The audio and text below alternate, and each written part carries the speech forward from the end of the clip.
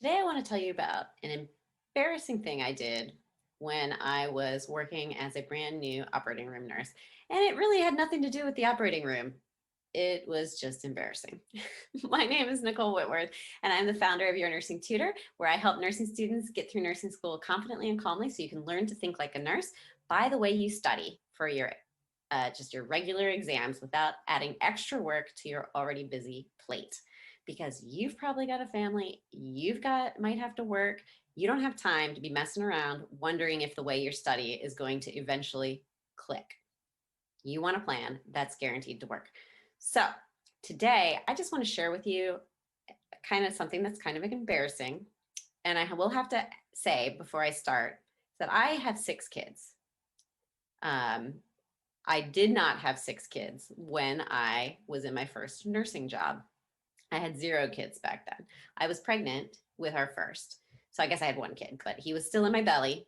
And I had never had to change a diaper since I had babysat probably a decade before that job. And I worked in a pediatric operating room. So sometimes we would have babies come in. Most of the surgeries were not, emergency type things. So often they were just scheduled.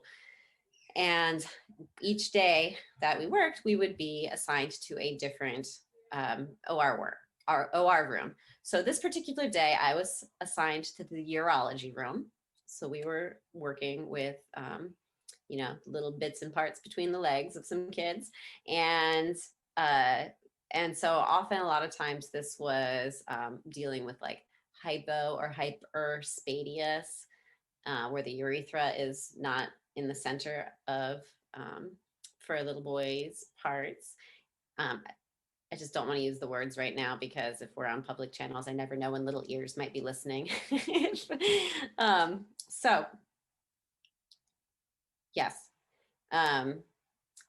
With my own kids, I always use the proper names too, which is sometimes embarrassing when they yell that out in the middle of the grocery store, but it's the way it is, right? This is life, and I would rather my kids know the anatomically correct names. But anyhow, this one day, we had this little baby who was not potty trained yet. And of course, for the surgery, they're naked, like many surgeries, and at the end, as the anesthesiologist is waking up the baby, part of my job as a circulating nurse was to put the diaper on.